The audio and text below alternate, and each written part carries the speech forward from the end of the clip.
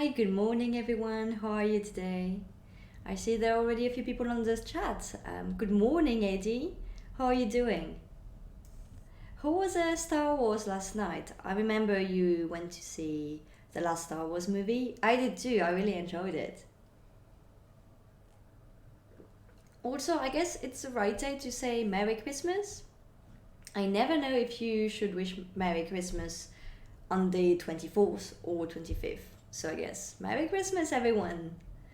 I hope you have all your plans ready if you're celebrating, or even if you're not celebrating, depending on the country. Here in the UK, the 25th is a bank holiday, so anyway, it's a good moment to just chill out and enjoy, the weather, a good movie, or whatever. Oh, Eddie, you liked Star Wars? Yeah, I really like the movies too. You saw it in 4DX. Yeah, I never tried 4DX. I don't even go watch movies in 3D. I choose to go for the 2D version. I don't know why. I'm quite disappointed by 3D all the time, so I just prefer to enjoy the movie in 2D. Also, depending on the movie, sometimes it's not really well made, so it gives you a headache, and yeah, not a big fan of that. So I prefer to enjoy movies in 2D. But I really loved the last Star Wars. I didn't know what to expect, and I was kind of expecting to be disappointed a bit. But actually, it was very good, um, and I had a very good time. It was very enjoyable. Yeah, I'd recommend everyone to, if you were disappointed by the episode number seven, so the last one, this one is way much better. I actually watched the previous one just before, a few days before, and it wasn't good. Yeah, I didn't really remember exactly what happened in this one. I remember I didn't really enjoy it, but then yesterday it was a really good surprise just before Christmas. Perfect. Also, before we start, I need to update my sub goals. And I'd like to say a huge thank you to everyone because yesterday we actually reached the Twitch sub goal. So, my sub goal for Christmas was to reach 100 subscribers or followers on YouTube and a 50 milestone on Twitch. So, for YouTube, it was more about ending up on a round number. But for Twitch, it's actually super important to reach 50 to potentially become an affiliate. And so that was the idea here. And since we are reaching 50, I'm going to continue streaming in the coming days. So there is a Christmas special series of streams those days. We had Eddie on the stream on Sunday. Yesterday we were supposed to have another guest, but he couldn't join. And today we are going to call Toby at 11 to talk about product and MVP for early stage startups. And after that, I'm not going to have more guests. I'm going to get back to my usual format, having guests coming to my place, having entrepreneurs and founders talking about their own journey. But that will be in January. So between Christmas time and January, we are going to continue playing some video games.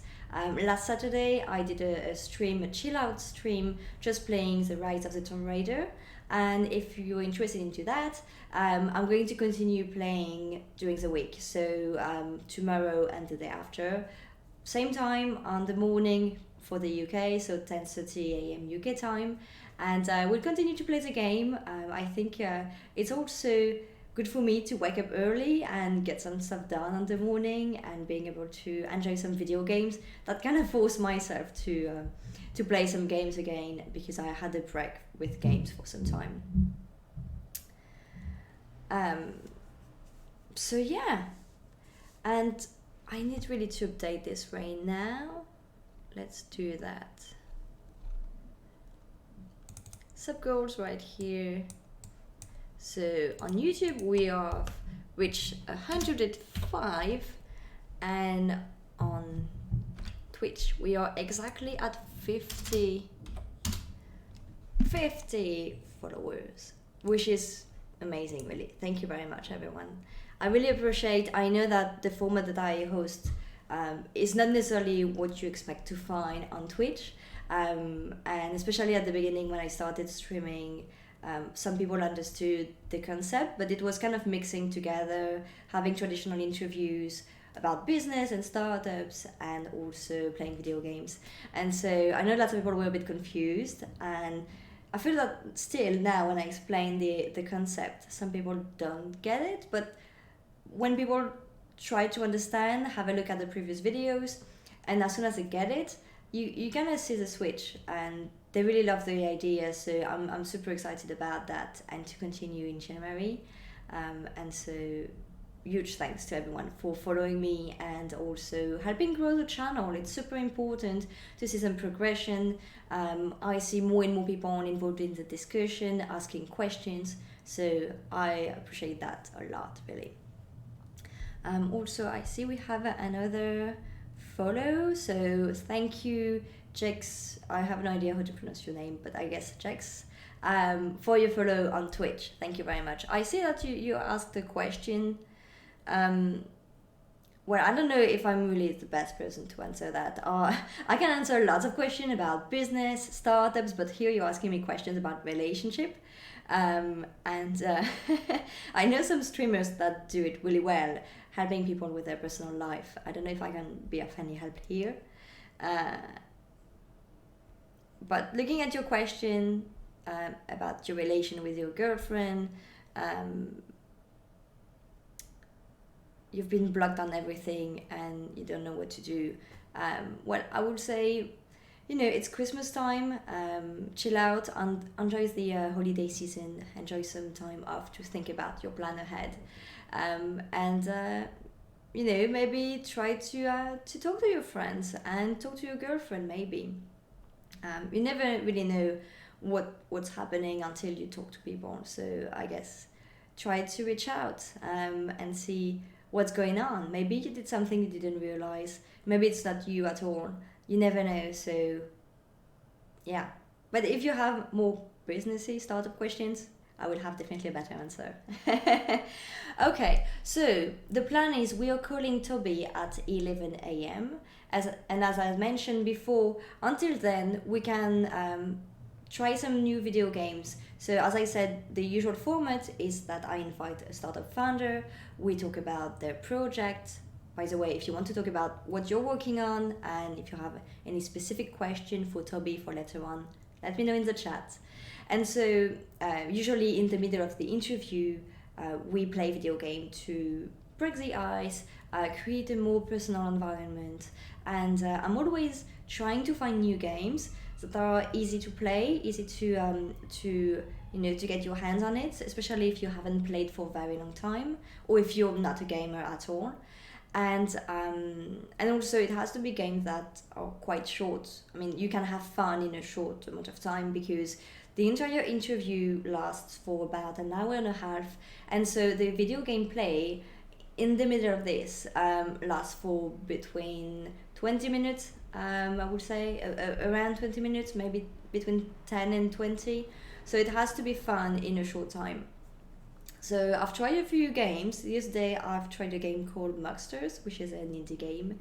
And today I think I'm going to try a game that I have seen many streamers playing, which is Amandine Flachs.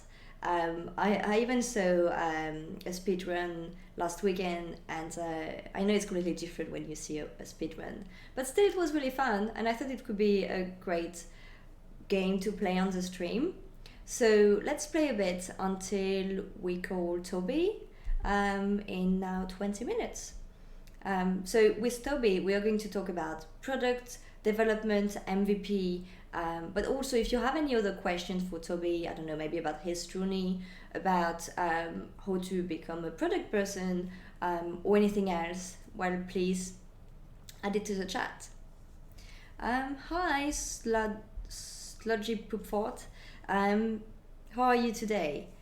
You suggest to play Hollow Knight. Is it, can you play with other people locally? Is it a local multiplayer mode to it? I need to check it out then. I think the name rings a bell. I'm sure I've seen some people playing it, and I've seen it on Steam several times. But I'm wondering if you can play with other people. So let me know, because that's key.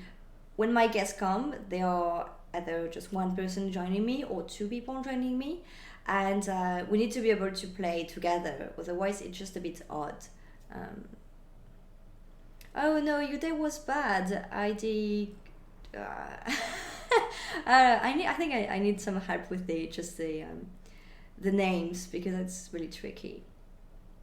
Well, I'm sure it will be better later on, maybe tomorrow. No, people care. People care that you're not having a good day, or if you're having a bad day or a good day. It's completely fine.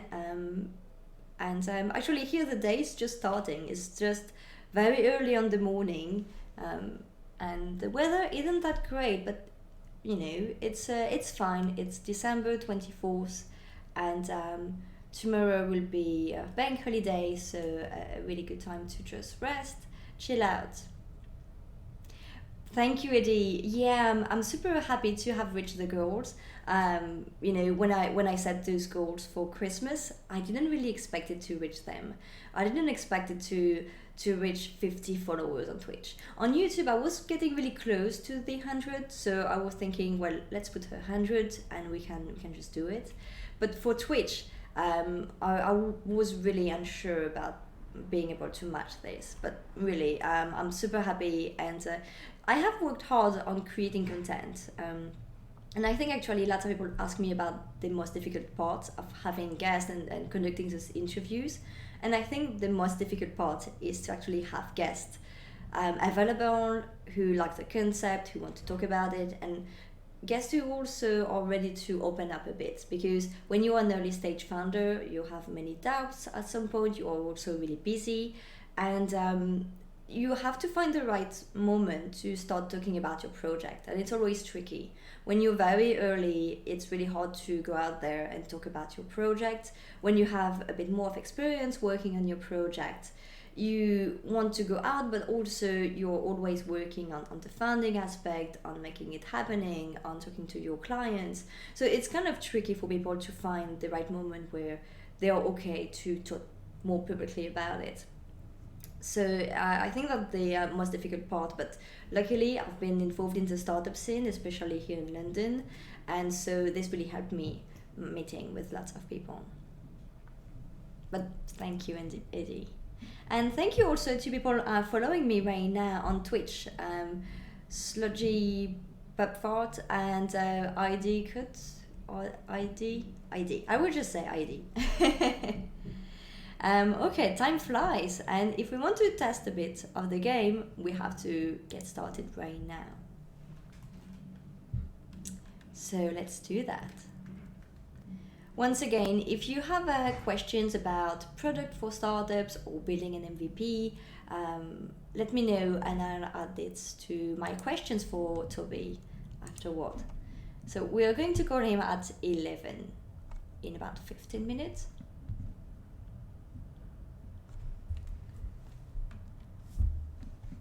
The game is supposed to start. I don't know why it's really slow.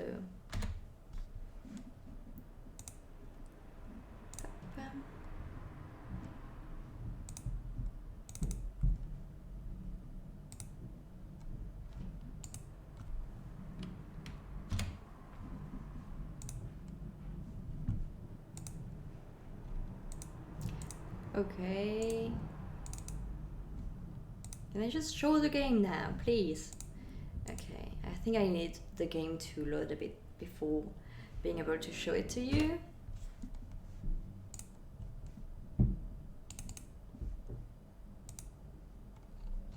Nope. Okay.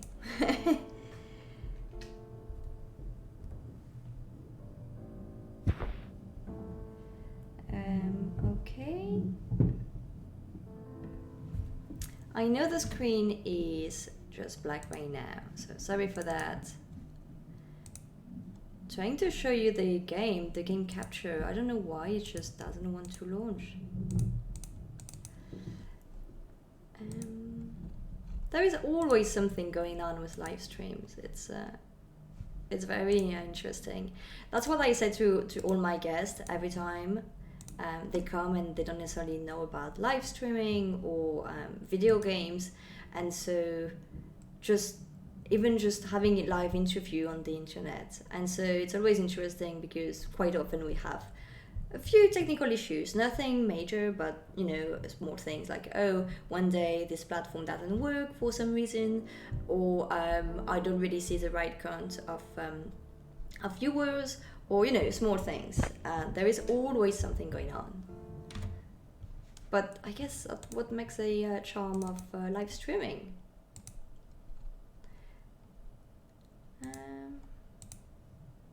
Okay, it's right here. So now you should be able to see it. Hopefully. Yes, it's right here. Perfect. So we are just going to do the first few levels. Really simple.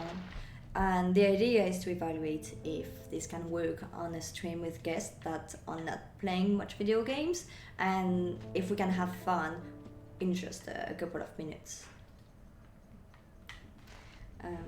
So I've seen some people playing, so I have, I think, some ideas of how the game works. I think we can just play with one other person. I don't think I can have two guests with that, but that would be fine. It's interesting. First, my guest came just alone, so I had one founder, even if the company had several founders. Just one of them was coming, and then as soon as I started having more than one founders and more than one guest at a time, they all wanted to come with their co-founders. So that's quite interesting. And now most of them are just coming with someone, which is fun. And I think for the dynamic of the discussion, it's really good, and it's also make things slightly easier for me because they kind of discuss also between each other. So we are all in this discussion, but one of them start talking about something, the other one might think about another point to make. So I think that works really well. The other thing, the only thing about that is that I need to find games where you can play with 3 people, and that is tricky. They will reach high and bend low to achieve their goals. Okay, I did it. So if you have any game suggestions for local multiplayer games, especially if you can play with 2 other people, that would be amazing. I'm always looking for new games. Especially, I'd like to get more indie games and not necessarily the game that everyone is playing, but to discover new things and to help people discover new things. And never will. Yeah. Okay, so I guess now I reached the 2nd level. And I think it can work well on the stream because, you can also mess around with the character, and it's quite fun to move your character around. It can do many things. So I think it could work really well on a stream.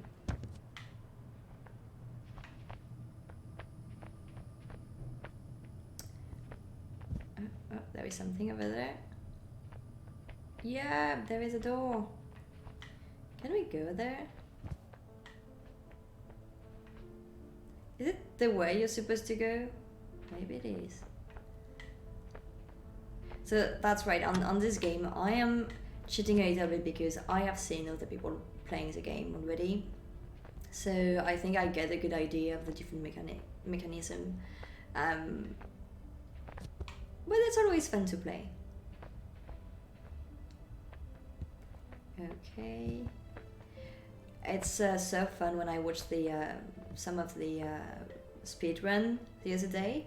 It's a complete different way of playing the games. Like, you optimize everything, you skip as much as you can. It's quite interesting to see.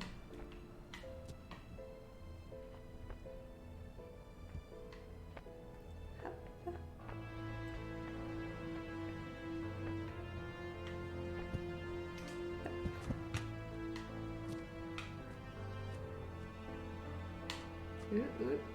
Am I going backward? Yeah,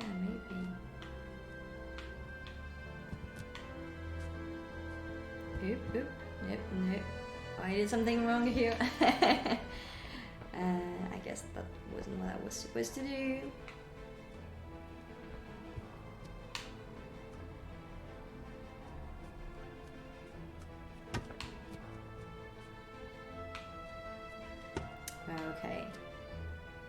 guess I kind of get it now. Yeah.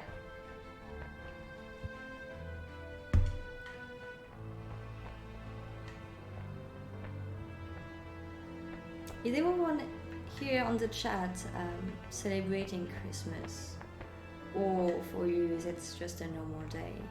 I think I used to celebrate Christmas with my family and everything, but now it's just a nice day and a good excuse to chill out and also cook something good, have some good food, and that's it. By the way, I need to find a small gift for my neighbor.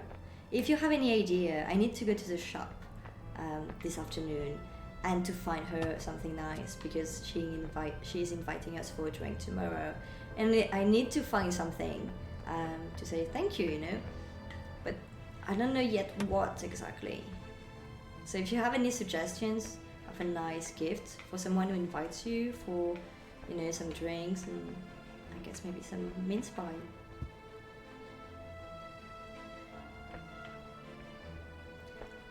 So you say that in Portugal you're celebrating it from the 24th evening. Yeah, I think that's what I've always done. I mean, in my family in France, that's also how we do it. We celebrate it on the 24th evening, and the 25th is just for, you know, a day for the kids to play with their games and also, you know, sleep a bit more, because you generally stay awake until really late. So it's also a good moment to sleep and potentially eat what you haven't eaten the day before. Good present idea, get them a Tesla. Yeah, well, maybe I can find something a bit cheaper. I mean, she's a very nice neighbor, but you don't buy a car. I don't even own a car. And I wouldn't. I mean, in London, no way. Am I missing something here? Oh, I think I am. Why is my arm stuck? My arm is stuck behind my back, and I don't know what to do about that. I guess I will have to do everything from my right arm. Fine.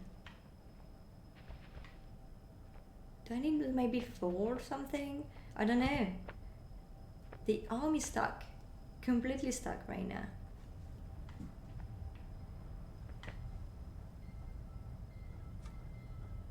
Oh, that's okay. We're not stuck anymore. I have no idea if I did anything or if it's just a game.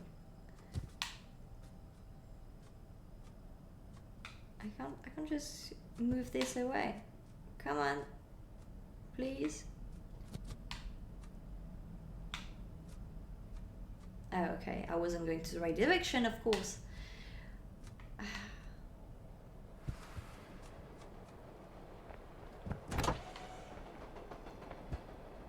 It's still early in the morning. Or actually, I feel that it's early. It's not. It's almost 11.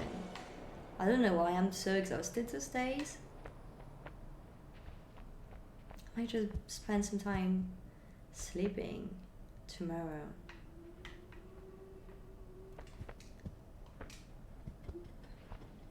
So what do you think about the game? Do you think it could be a fun game to play on the stream with guests, with startup founders who are not necessarily gamers?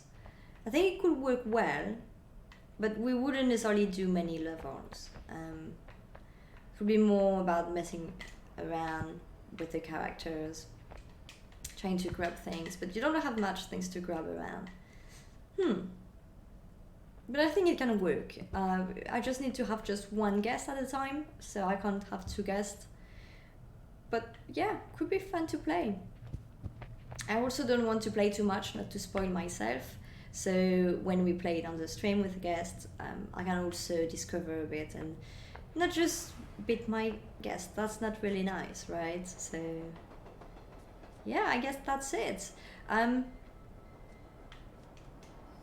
think this level is a bit tricky, so I might not do it because in 5 minutes we need to call Toby, so we need to get ready for that. I also like all the small things that help you, like those things here.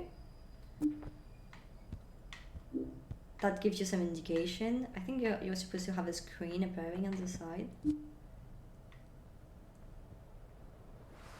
Yes, so you have some help.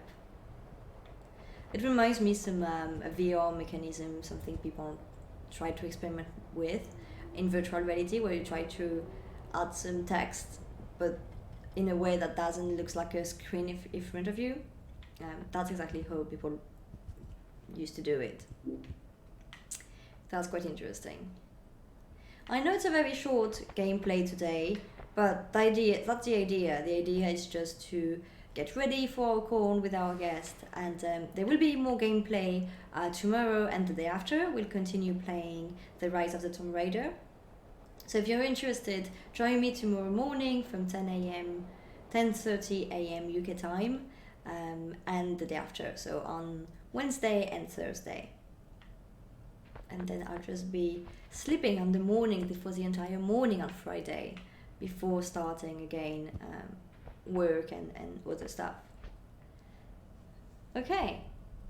Yeah, I think it's better now to get ready to call Toby. I know it was a short gameplay, sorry for that.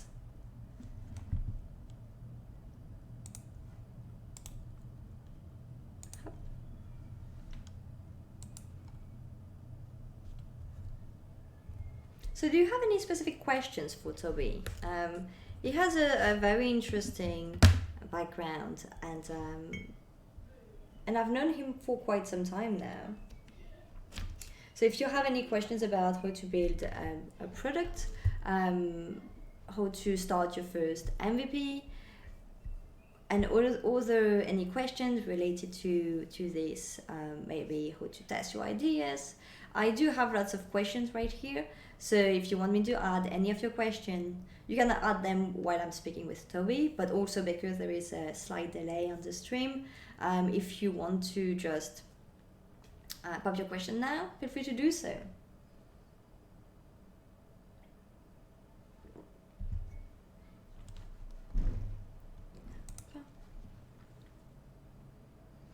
Also, I'd love to hear more about what you're working on. It's always kind of a mystery for me when I am with my guest.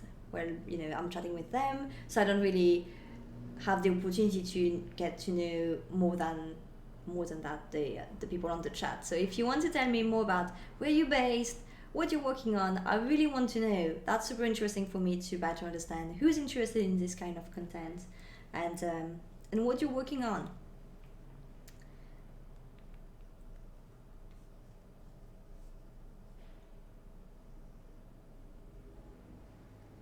I'm getting ready for the call.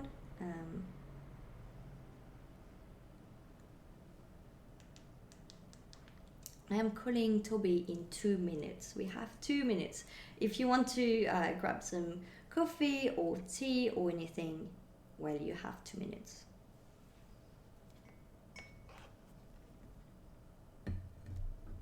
So be ready.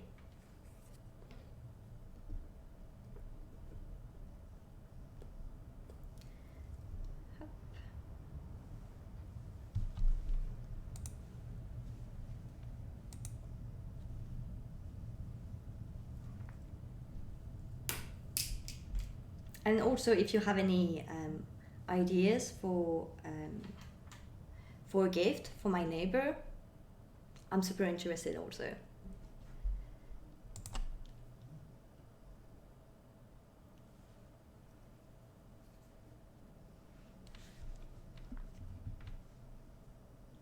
I just realized I wasn't wearing my headphones when I was playing the game. I may have missed the music. That's a shame.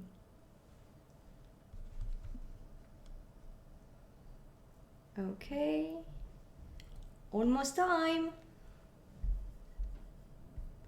After the call, so our call with Toby will last for about 30-40 minutes, just the time to have a nice discussion. But afterward, we are going to stay on the stream. I mean, once our call with Toby is done, I I'll be on the stream, so if you want to debrief, want to talk about how this can apply to your own business, let me know.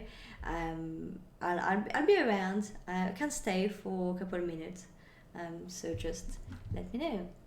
I see Toby is coming on the stream and he's just joining the discussion. So I'm going to change the view, and we are going to be able to start our discussion on product and MVP. Hi, Toby. Hey, Amandine. How are you? How are you doing? Very well, very well. Welcome. We are right now live on YouTube and Twitch. So, welcome to the live. Cool. I'm super happy to have you. We've known each other for quite some time now. It's been ages, and I haven't seen you for quite some time. When we've met, you were working at Microsoft and you were working on VR, AR. But now you've been doing so many new things. I know that you created a bunch of side projects, including some job boards. And also right now you are the Chief Product Officer at MySkipper. So tell us, what are you up to right now? What are you working on? What is MySkipper? Cool. So yeah, what I've been up to since I've left Microsoft is effectively transitioning out of VR and AR. I haven't left that space entirely, but fundamentally what I've done is I've switched to a different industry, which is the mobility industry. And that's where I'm now Chief Product Officer for a company called Skipper. And Skipper's aim is basically to move everybody everywhere.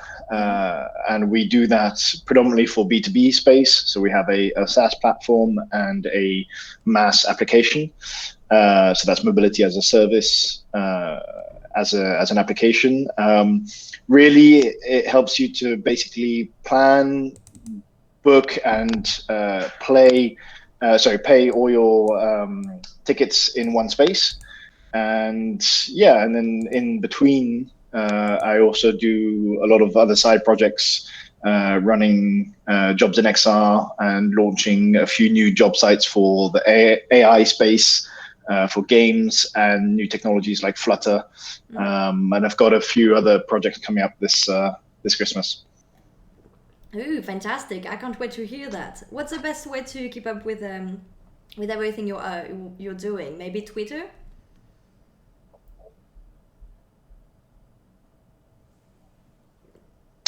Yeah, I think Twitter is probably the place where I hang out the most. I think that I do a bit of Instagram, but I haven't really spent much time in sort of building anything in terms of a community or anything like that.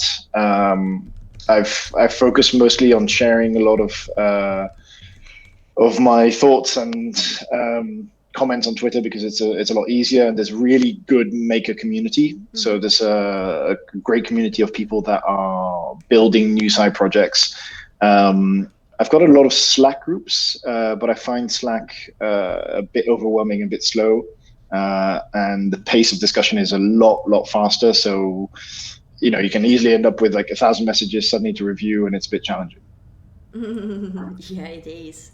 Okay, so I do have lots of questions about building a product and building your first MVP. I may also add some questions from the chat, but no worry, I'll be looking after that. Sure. So maybe to get started, I think lots of people that I meet during startup events ask quite often how you get to start and how you get to test your first ideas, because lots of people have ideas, but I think to go to the stage where you're actually starting doing something about it, there is a big phase of testing your assumption. What is the best way to do that, to test when you are at a very early stage, whether it is a side project or a real business you want to start? What is the best way to test your idea? Yeah, so I think kicking off any project is always a challenge. I think there's a couple of challenges that a lot of people face. So typically is the question of going, is this the right thing to do? Like, is it a right project, and can you actually is it a viable project, and kind of discover that. And then there's the other challenge of like, can I actually do this? Can I actually create this project? Do I have the skill set to do that? Now, I've been fortunate enough that I spend a lot of time building projects and releasing products over the course of my career. That the latter is not too much of an issue in my case. But I think it's still something I practice, right? Like, doing side projects makes you learn about different new techniques and gives you the confidence to be able to take those challenges, which then, when you have that idea, becomes a lot easier to handle because you have a much clearer path as to how to do that. And what you end up doing is basically having a much clearer view on how to investigate if that idea is worthwhile doing.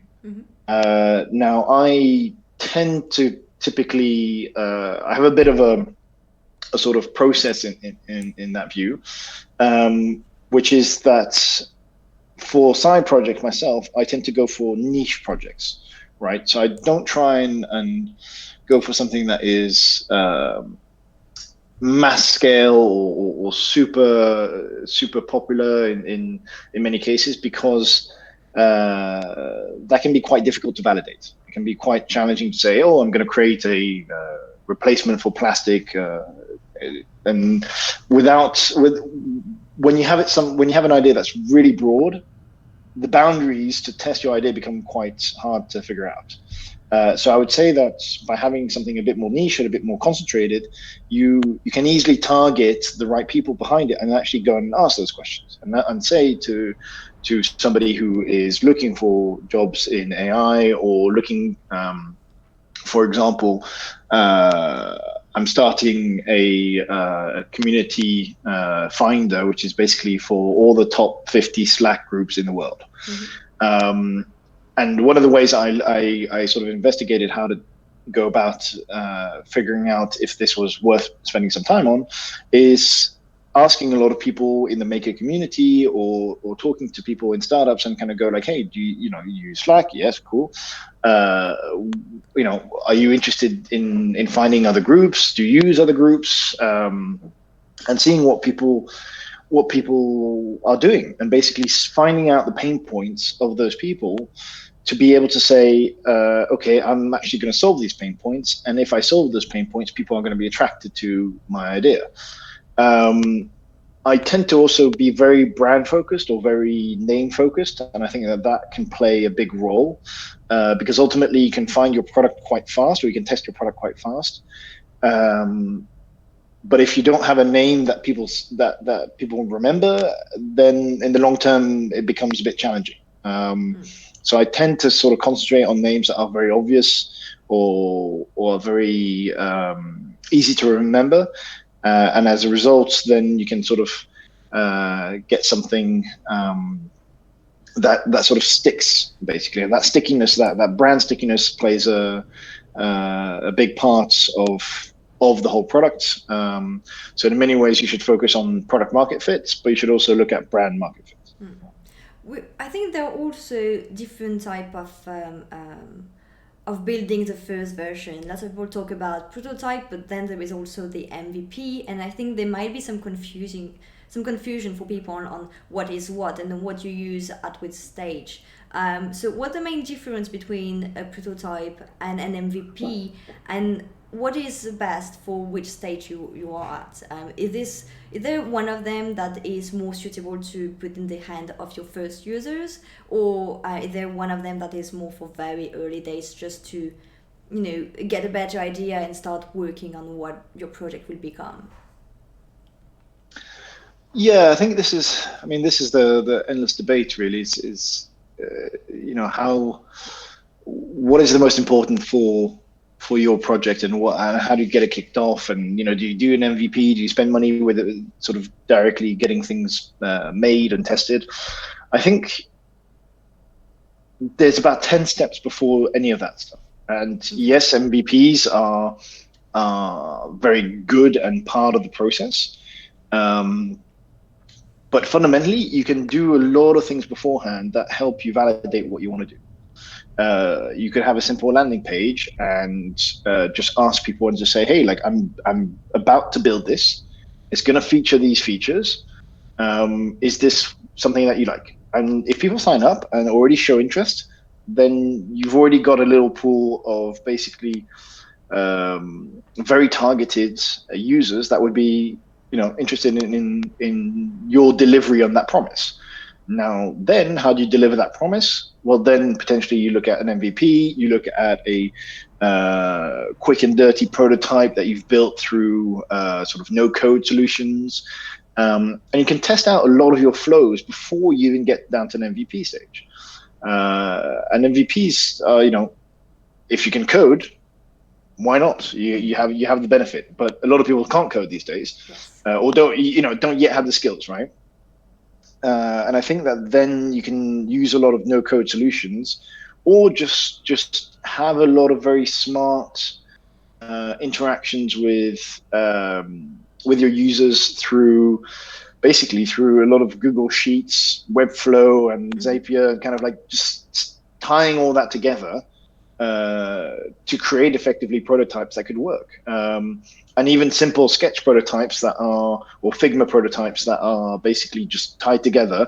If you make a little clip of that and you kind of just put it back to those users that already reply to you, is a really good sort of path and direction. Because I think the mistake that a lot of people with ideas is to just go, oh, I'm just going to go straight ahead and build it. Or I'm going to do an MVP because that's what I've heard that we've got to do, and they never get a sense as to the layers of complexity that a simple business logic could have. And it can be simple things. It can be, a user signs up. Okay, I need to tag that user with the fact that they haven't completed their profile, so that I can retarget them later, so that I can have proper growth on the platform. And just simple things like that, like just having proper analytics to be able to say, okay, well, a user does this event, I track that event and move it forward, and I know what to do next. And people just kind of go, they sort of focus too much on the tip of the iceberg, the visible side of things, and not the sort of the depth of everything that's underneath, which can be quite challenging. And I think if you have a way of prototyping that with a couple of users that are willing to help you out and give you some feedback, then you will end up with something that's a lot more viable in the future. How do you get those first people on board? Do you feel that it's enough to ask maybe a few friends, maybe if they're not part of your target audience? Do you think that it's better to find a few people, even a smaller amount of people that are really matching your target profile? Sorry, it's very distorted. So can you just repeat the question? I can actually remove my webcam for you, but that means that you won't see me, but everyone will see you. But it can be a bit confusing for That's fine. Okay, so I'm removing my webcam for you. So I was asking, do you feel that it's better to try to find the first, this first audience, this first group of testers? Do you think it's okay to find people within your family or friends, or is it better to go find people who match your target audience? And even though that means that you need to do further steps to get to this point.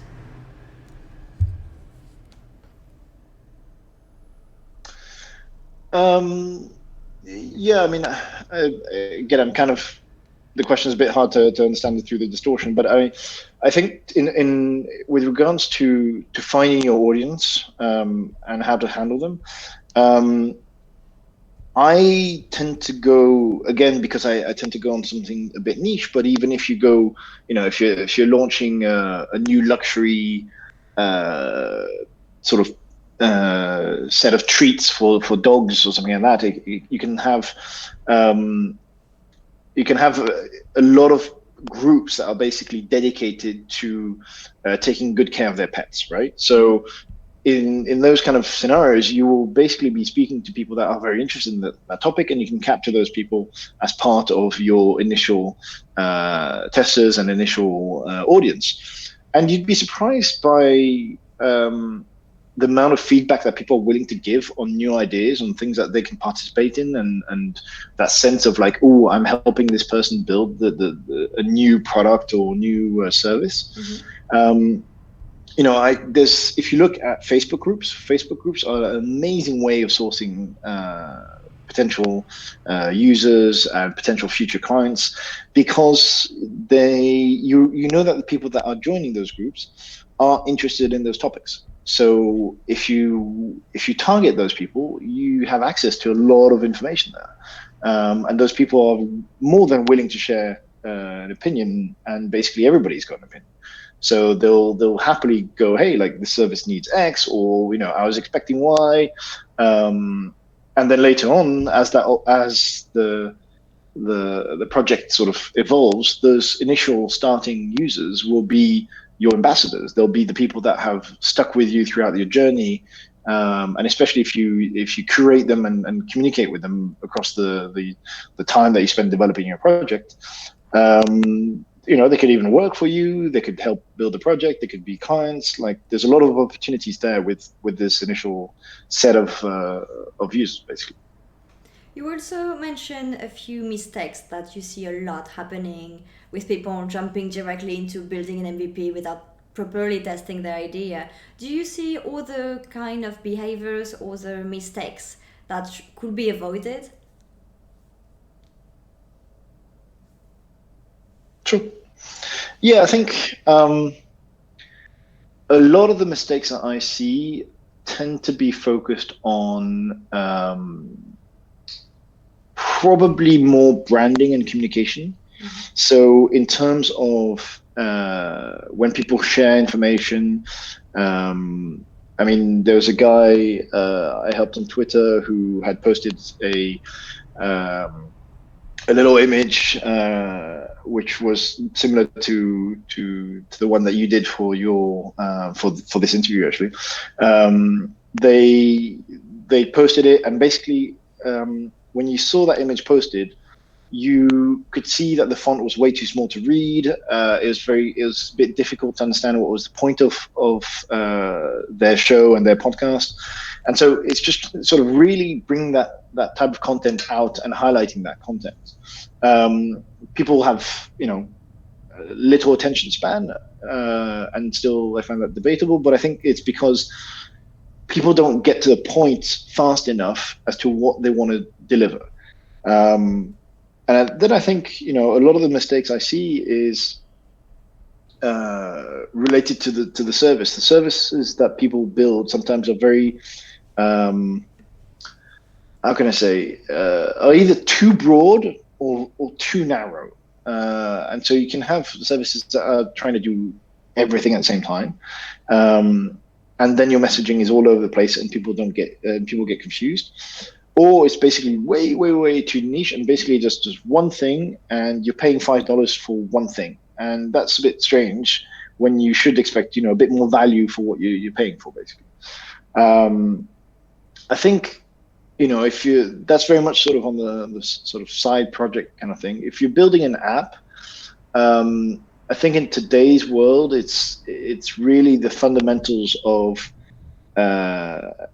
having apps that are fluid, that are helping the user do things. There's I have sort of a big bugbear towards systems that force users to do multiple steps or multiple actions, when we can create code and we can create functions that basically enable the users to be more efficient and to save time. And I think I'm always sort of in that space. So when I see an app that doesn't do something like that, I find it really frustrating. You see this with, for example, Twitter.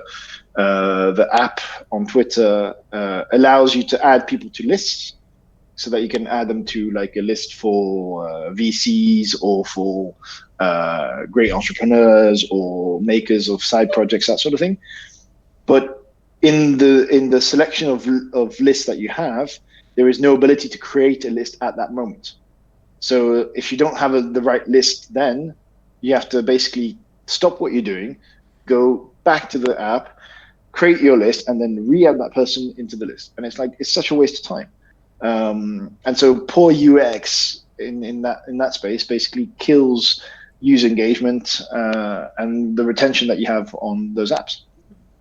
Talking about UX, when do you feel that that's a point where you need to bring someone on board to look at the UX?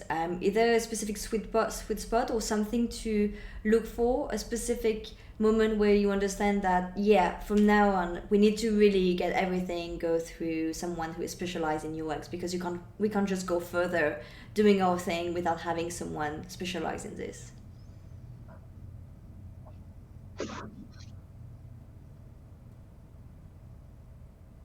Sure. I think it really boils down to what you're building, who you're targeting, and the experience of the team.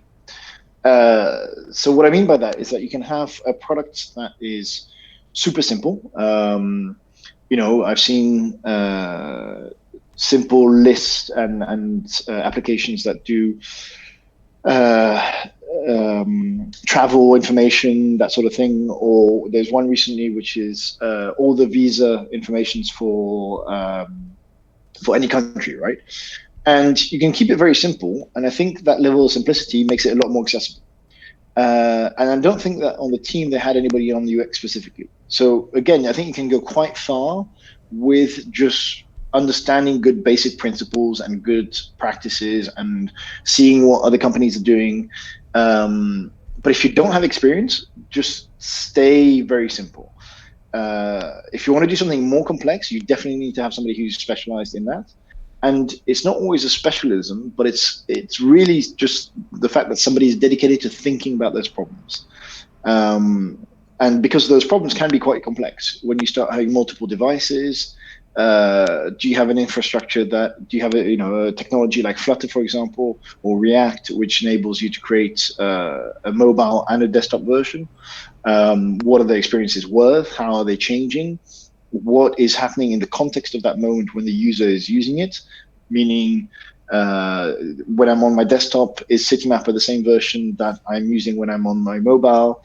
When I'm desperately already on the move versus when I'm static, my search patterns are completely different, and therefore my expectations are different, and therefore my understanding of what I need is completely different.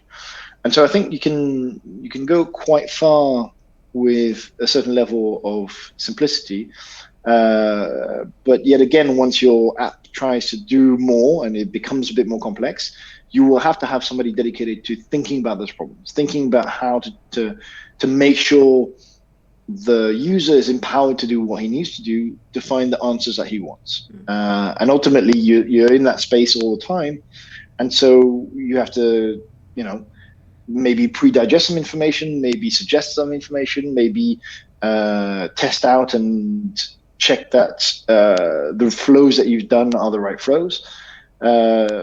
But yeah, you need to get some feedback. Feedback takes time to digest.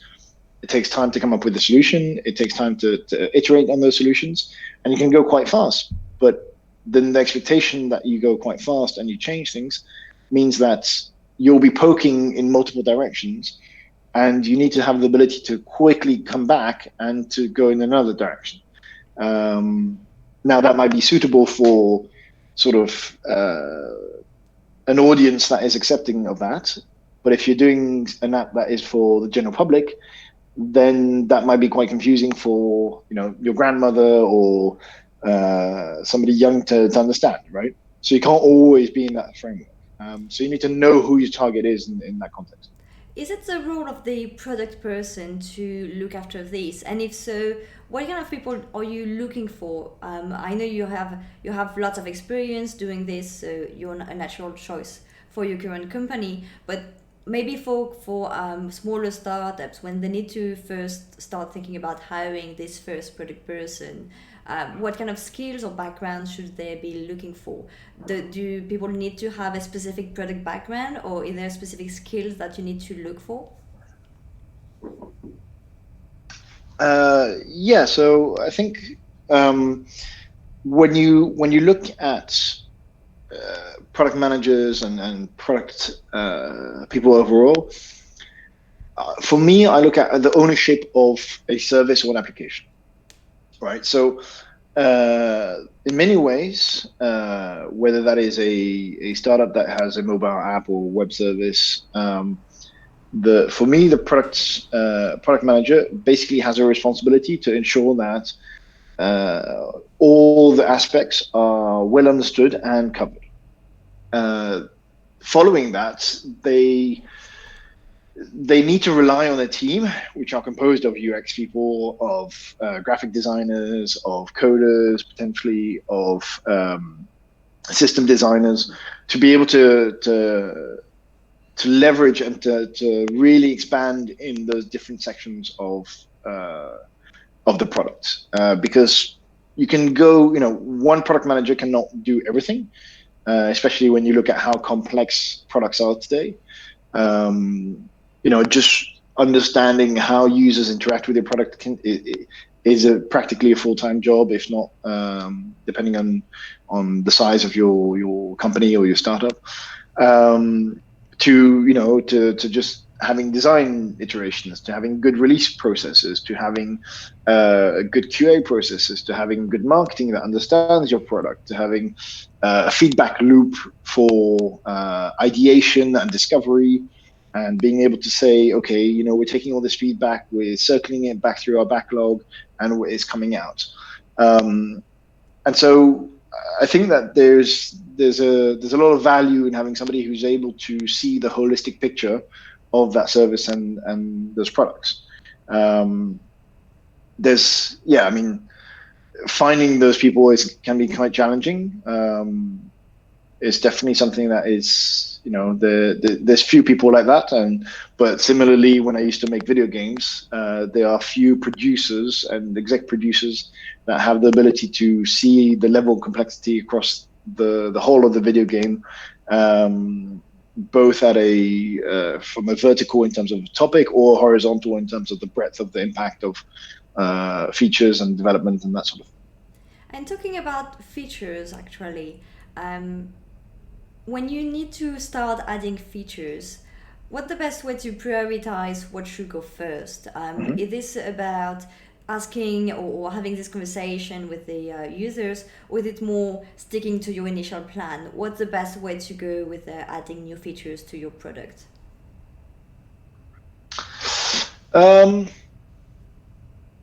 I think typically my way of doing things is that there's two key directions in terms of how features come about. One is what is known as product sense. So basically what from an internal perspective, what you think should be done for the features. Mm-hmm.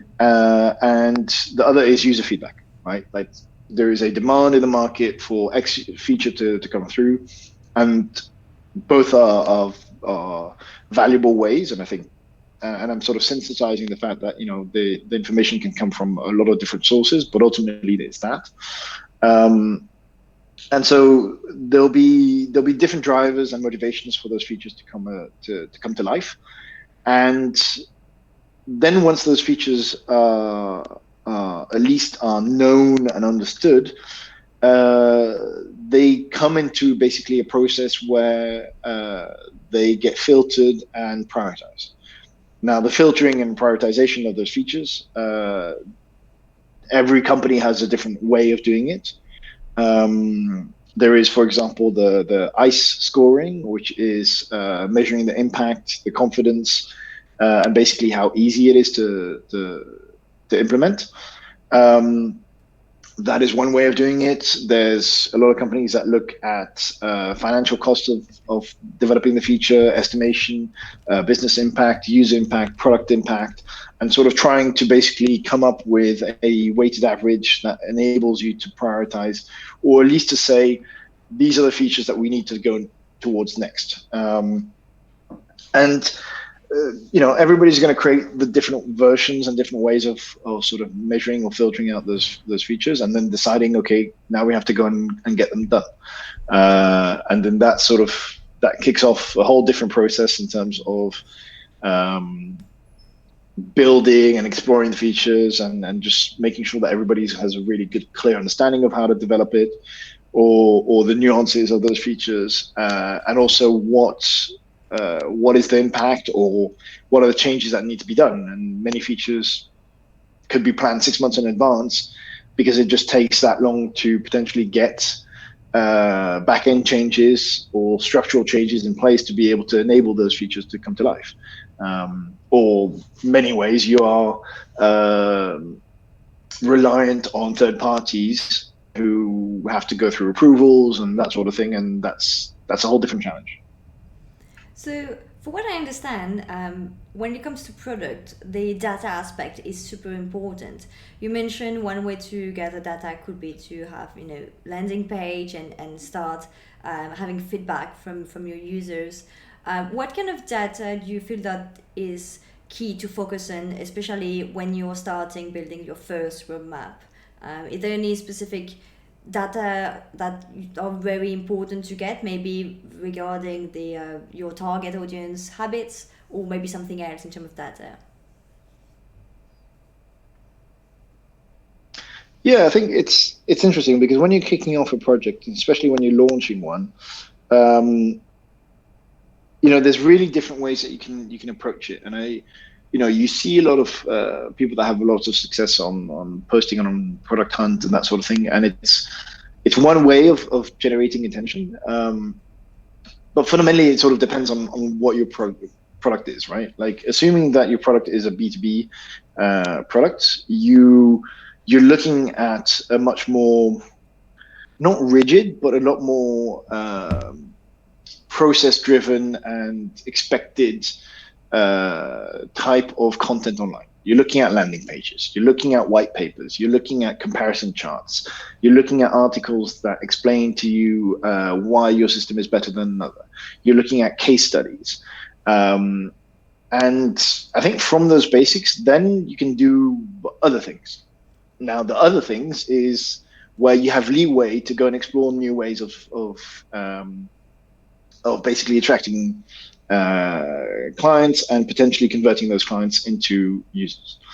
On a B2C front, I think basically it's still a much more open in that context. I mean, if you remember the stories of how Tinder grew to its mass popularity, they basically sent one of their team to university and showing sorority girls basically how to find guys on Tinder. That helped to really speak directly to the user and be able to catapult it by word of mouth through basically people. And I think that's where, on a B2C front, you basically need to be able to find what works for you. And that means testing tons of different things, from being able to hack your way through finding the right people to talk to doing interviews, to doing articles, to doing demos, to basically trying to do promos, to do little competition sites, to do potentially just super controversial news.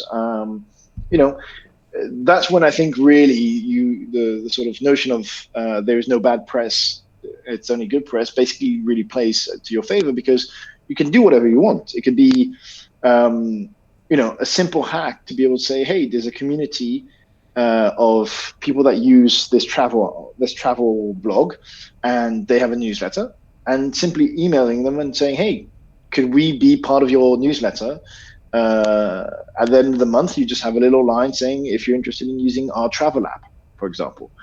And I think you just have to have the confidence to just go and ask and see what people come up and reply to you. And basically, you might get 2,000 no's, but you get a few yeses, and that's what works. In the same way as raising funds is a hard process. But you only need a couple of wins to make a difference. That's so true. Thank you very much, Toby. I don't want to take too much of your time, but I think that kind of covers many aspects, and I really like your answers and how you focus on things that may not be obvious for some people. One last thing, is there anything that you want to add in terms of maybe something I haven't asked about, or something about product that is key to understand that we haven't mentioned? Maybe anything else?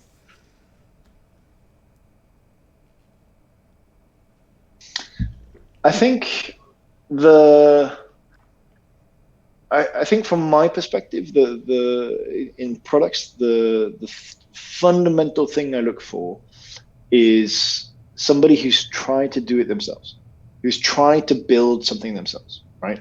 If you are somebody in product, or whether that's UX, whether that's data, whether that's product design, system logics, and like if you want to be a product manager or anything in that space, you have to try it yourself. You have to try and build something yourself. Build a website, try and build a business, try and understand what clients want yourselves. Because when you do it yourself, you understand the pain points, and you understand, and you have a level of experience which is much, much deeper than having been part of a small cog in a 100-people team, right? At that point, you're an expert in a very specific area.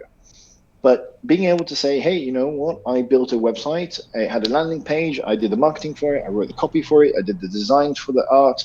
And I tied that to Stripe, and I got monthly payments, and I had to wake up every Sunday to write my newsletter, and it really kicked my ass. But you know, every month, every end of the week, I would have €1,000, and that's what motivated. You know, understanding those loops and really the amount of effort it takes to get things moving and doing it properly, thinking about how you differentiate yourself from others, the way you communicate, the way you look at things. That for me is gold. You know, when I see people that are doing that, whether they're working full time and they're doing it on the side, I have a lot of respect for people that are in that process and that have tried to do something. And fundamentally, if you fail, that's absolutely cool. If you succeed and you have that as a side project, that's even better. But yeah, I think that's probably the big thing that I don't see enough people trying is really testing out an idea and just doing it for themselves and just seeing what happens. Fantastic. I love this advice, and I love the fact that you're saying failing is okay, because it is. And I know it sounds a bit like something everyone is saying in the startup scene, but it is true. And I really look forward to hearing more about. I mean, fundamentally, you spend most of your life failing, so. Yeah, that's right. And I really want to hear more about what you're working on right now. You mentioned a few new things coming up, so please do keep me updated. I also hope we will manage to catch up in early 2020, because it's been too long now. Yeah, huge thanks for joining me on the stream today. I know it's December 24th, so a lot of people are traveling or getting ready for tonight. So thanks again, Toby. I wish you a fantastic Christmas and a new year, because I guess I won't hear from you until the new year. So I'll see you in 2020. Absolutely. Thank you. Have a good day. Thanks a lot, Amandine. Merry Christmas to you too. Thanks. See you later. Bye-bye.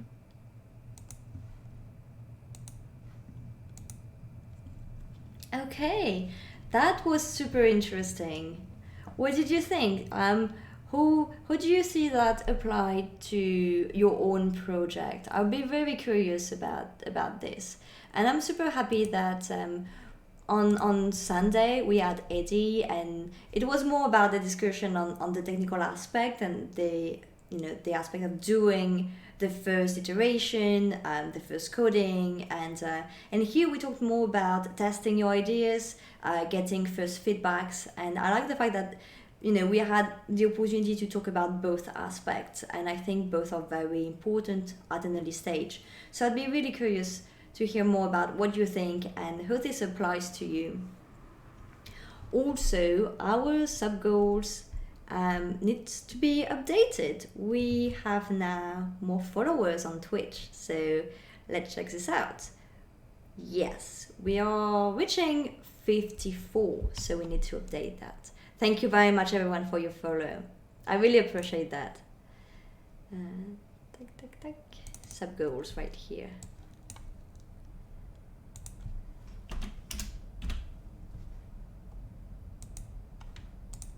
Yeah, more and more followers every day.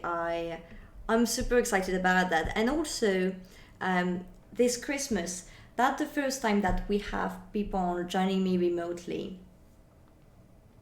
So I really would like to know if that's a format that you enjoy, because getting people here coming to my place every 2 weeks is it's super cool, and it's super fun to play games with my guests and with the founders. But also, if we can have the opportunity to talk about specific topic more often, either having more operators or people building specific area of startups, not necessarily the founders, coming to join me, as well as more remote interviews. I really would love to know if that's something you would be interested in, because I am definitely up for that.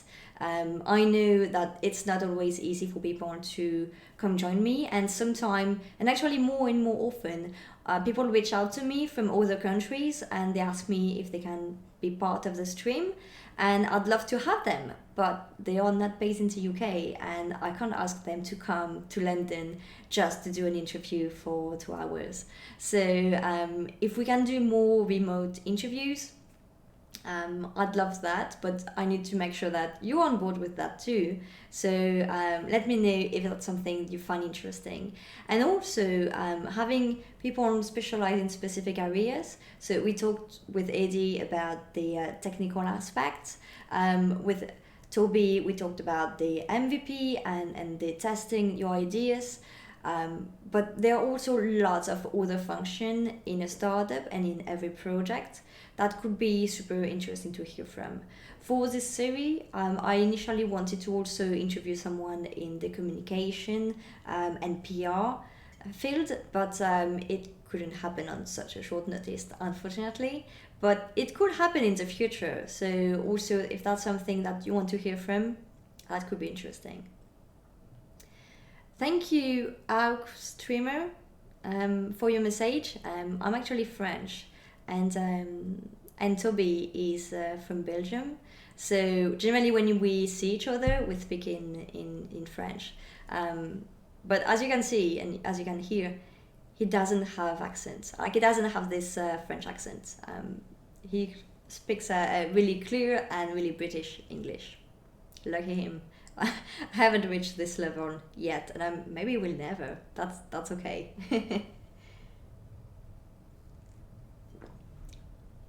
I really like some of the things that he mentioned when he talked about data. I think everyone right now talks about how data are key for your business. And that's true, but then when you get started, you don't know how to get this data, how to use them. And I think that's the first moment, the first reflection point on your project, whatever it is. It's to understand what are your KPIs, what are the data that really are important to your business, how do you evaluate success, but also can you use this data to just change a bit what you're doing or adapt over time. So that's an aspect that I'm really happy we can talk about more. And also the fact that failing is okay. That's something Toby mentioned at the end of our discussion. And I know everyone say that, and when you are in the position of failing, or when you're doing something and doesn't really work as you plan, I know it's really hard to be like, yeah, failing is okay. It's very hard, because it's not just about an idea that someone had and they put it on paper, it doesn't work, and fine. It gets more personal really quickly, because that's your idea, that's something that you're thinking about pursuing, and you're putting yourself in the first line, so that's very hard to be like, yeah, failing is okay.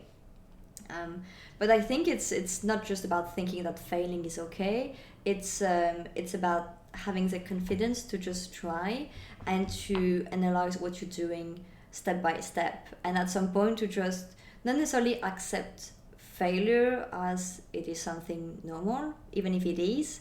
It's actually more about being able to say, well, maybe this is not going anywhere, I need to change something right now, early on, or I need to stop working on this because it's taking me too much time and it's not necessarily going where I want to take it. And failure may have lots of different faces. It's not always obvious that what you're doing is meant to fail. So sometimes you're failing, but you haven't yet identified it. So I think it's more important to just, whether being just okay with the idea of failure, it's more about identifying what is this point where things start, going nowhere. But yeah, I think we had a very interesting discussion, and Toby has a super interesting background also. We've met some few years ago now. It feels like ages. We were both working in the VR AR space, so virtual reality and augmented reality space, and it was I remember we had lots of discussion about the space and where it was going.